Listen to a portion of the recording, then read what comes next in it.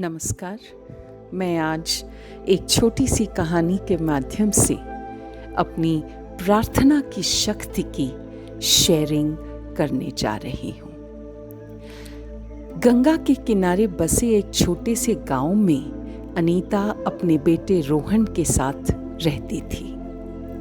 अनीता का पति शराब की लत में डूबकर इस दुनिया को छोड़कर जा चुका था, लेकिन उसकी आदतें रोहन में उतर आई थीं।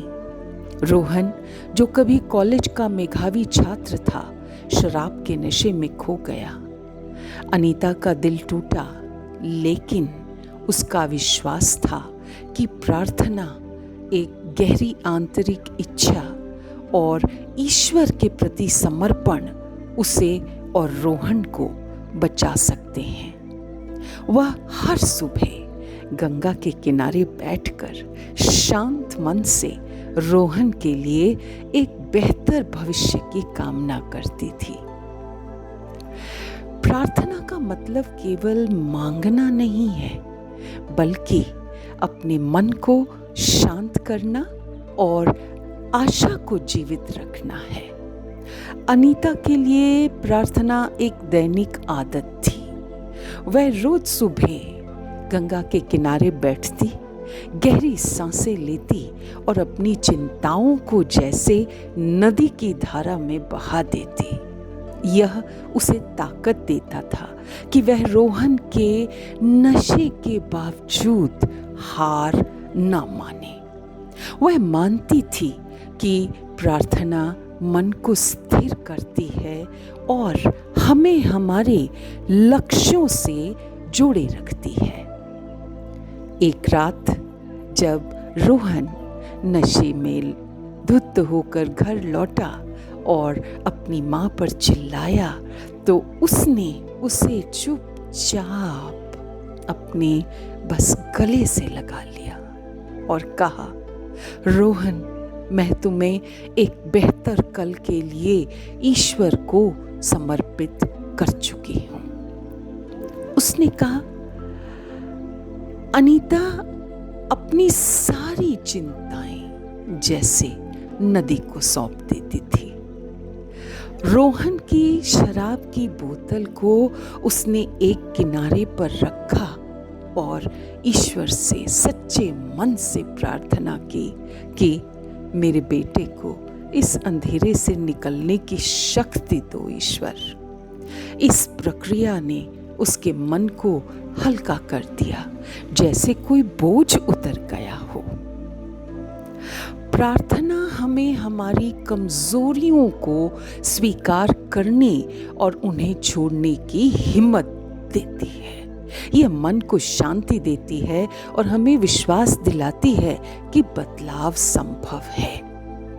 अगले ही दिन गांव में एक सोशल कार्यकर्ता आया जो नशा मुक्ति के लिए काम करता था। उसने रोहन से बात की और उसे एक रिहैबिलिटेशन सेंटर में भेजने की व्यवस्था की, और अनीता ने इसे अपनी प्रार्थना का ही जवाब मांगा। उसे समझ में आया कि ईश्वर उसकी मदद करने के लिए उस सामाजिक कार्यकर्ता के रूप में आए, और ये ईश्वर की ही कृपा थी कि रोहन भी पुनर्वास केंद्र में जाने को तैयार हुआ। उसकी यात्रा कठिन थी, लेकिन आप जानते हैं अनीता क्या करती थी?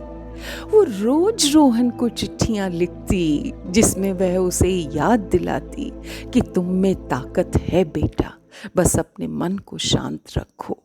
रोहन ने भी वहां पर ध्यान और आत्मचिंतन सीखा।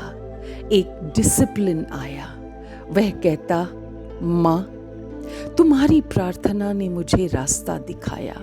रोज सुबह शांत मन से खुद से बात करने से मुझे अपनी कमजोरी पर काबू पाने की शक्ति मिली।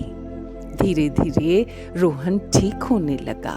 अब वह और अनीता हर रोज सुबह गंगा किनारे बैठते हैं और शांत मन से अपने लिए और दूसरों के लिए अच्छे की कामना करते हैं। अनीता ने गांव वालों को भी इस प्रार्थना का उद्देश्य बताया। ईश्वर से हमारा मिलान प्रार्थना की मदद से होता है।